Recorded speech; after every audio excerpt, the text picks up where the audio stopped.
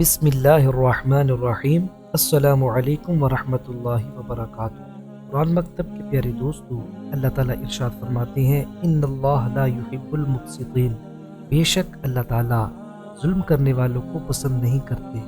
انصاف کرنا اللہ تعالیٰ کی ایک بہت بڑی صفت ہے اور انصاف کرنے والوں کو اللہ تعالیٰ پسند کرتے ہیں۔ آج میں نے آپ لوگوں کے سامنے ایک مسلمان حکمران کا ایسا واقعہ بیان کرنا ہے جس کو سن کے آپ کے رونگٹے کھڑے ہو جائیں گے۔ دوستو، غیاث الدین بلبن ایک بہت بڑے مسلم حکمران گزرے ہیں۔ ایک دن شکار کھیل رہے تھے، اچانک انہوں نے تیر چلایا اور جب شکار کے نزدیک گئے تو کیا دیکھا کہ ایک نوجوان ان کے تیر سے گھائل ہو کے گر پڑا ہے اور تڑپ رہا ہے۔ کچھ ہی پل میں اس گھائل نوجوان کی موت ہو جاتی ہے۔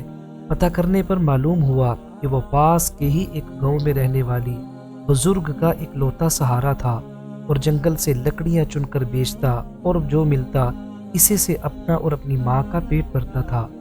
غیاث الدین اس کی ماں کے پاس گیا، اس بڑھیا کو بتایا کہ اس کے تیر سے غلطی سے اس کے بیٹے کی موت ہو گئی ہے۔ ماں روتے روتے بے ہوش ہو گئی۔ پھر غیاث الدین نے خود کو قاضی کے حوالے کیا اور اپنا جرم بتاتے ہوئے اپنے خلاف مقدمہ چلانے کی آزادی دی۔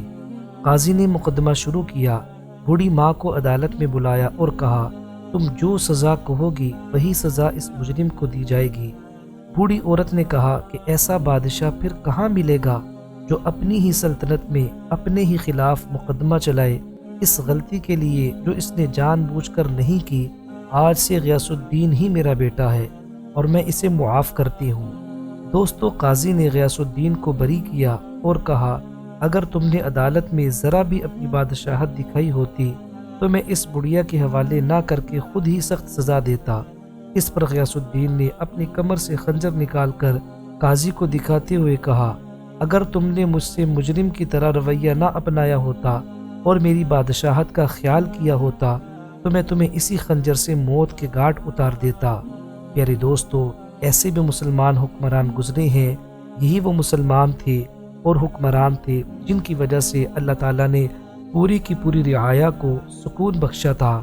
آج کے حکمران جو عیاش پرستیوں میں پڑے ہوئے ہیں اور اپنے اپنے گھروں کے اندر سکون سے ہیں، جبکہ ان کے اندر رہنے والی رعایا وہ کبھی خوف سے، کبھی بھوک سے، کبھی پیاس سے، کبھی غربت سے پریشان ہے اور حالات سے دوچار ہے۔ طرح طرح کے ظلم و ستم عوام کے اوپر ہو رہے ہیں۔ پیارے دوستو، آج کے حکمران اس بات کو بھول چکے ہیں کہ انہیں بھی ایک دن مرنا ہے اور اللہ تعالیٰ کا سامنا کرنا ہے۔ بے شک ہر وہ حکمران جو ظالم ہو اور اپنی رعایا پر ظلم کرتا ہو، وہ اللہ تعالیٰ کے سامنے ایسے پیش ہوگا کہ اللہ تعالیٰ اس کی طرف بالکل بھی نظر کرم نہیں کریں گے۔ پیارے آقا حضرت محمد صلی اللہ علیہ وسلم نے ایک حدیث پاک میں ارشاد فرمایا کلکم راعٍ وکلکم مسئول عن رعیتہ، تم میں سے ہر ایک بادشاہ ہے اور اس سے اس کی رعایا کے بارے میں سوال ہوگا۔ پیارے دوستو، ہمارا یہ ایمان ہے کہ نبی پاک صلی اللہ علیہ وسلم کے قول کے مطابق پوری دنیا کے حکمران اللہ کے سامنے حاضر ہوں گے۔ اللہ تعالیٰ نے جس کو جو بھی عہدہ دیا، سلطنت دی۔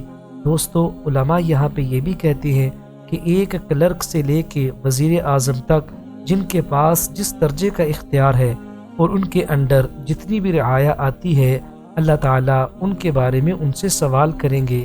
یہ ضروری نہیں ہے کہ وزیر اعظم سے یا صدر سے یا وقت کے حکمران سے سوال ہوگا، بلکہ جو شخص بھی اپنے ماتحت کچھ بھی رعایا رکھتا ہو، اس سے قیامت والے دن اس کی رعایا کے بارے میں سوال ہوگا۔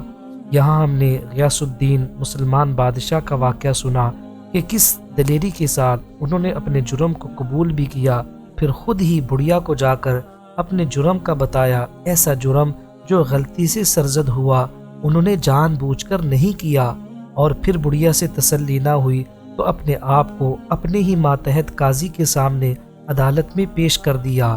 اللہ تعالیٰ سے دعا ہے اللہ تعالیٰ ملک پاکستان کے حالات پہ رحم فرمائے۔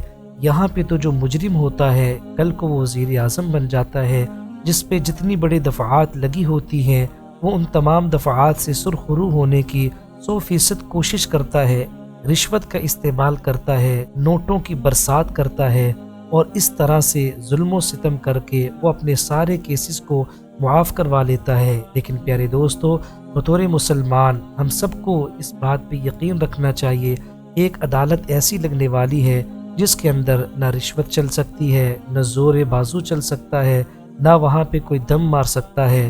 اللہ تعالیٰ قرآن پاک کے اندر ارشاد فرماتے ہیں، یوم یقوم الروح والملائکۃ صفا لا یتکلمون الا من اذن له الرحمن وقال صوابا۔